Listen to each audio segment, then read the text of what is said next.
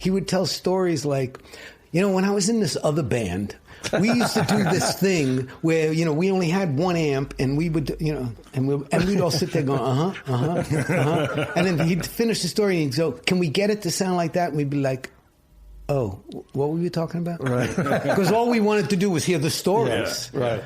And he goes over to the machine, and he's trying, it's like complete trying to put two and two together. And he says, don't worry, we can fix it, don't worry. And then either John or I did that first, and we both cracked up. And then Roy just turned and he said, I'm going to get you guys. And John was so happy. He said, I got you. What was it like putting him on mic? What was that? I couldn't imagine what that would be. He was, he knew how to work that mic like nobody else I'd ever seen. Right. He used to have, when we were doing Double Fantasy, he had this, he didn't like to use a pop filter.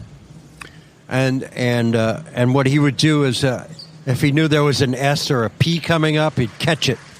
His hand would go across, catch the P or the S, and then throw it away while he was singing, which was pretty wild to watch somebody do that. I remember driving into the session and hearing All You Need Is Love on the radio, and I tried really hard to not bother John with how did you guys do this stuff and what did you he was inundated with that stuff, Right.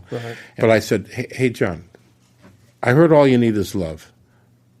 Those horns and strings, the ba-da-da-da-da, right?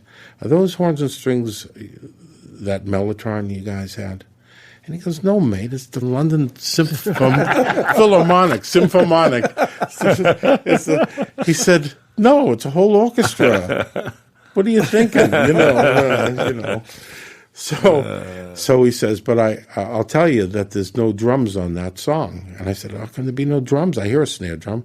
And he said, it's one of the Beatles holding an upright bass by the neck. And Ringo hitting the strings on the upright bass with drumsticks. Wow. And one of the other Beatles shaking a tambourine. Right. And when I went home that night, because the drums were on one side, what I thought were drums were on one side, and I turned off the other speaker, when you know what it is, that's what it is. We'll be at City Centre from October the 9th. Happy birthday, John.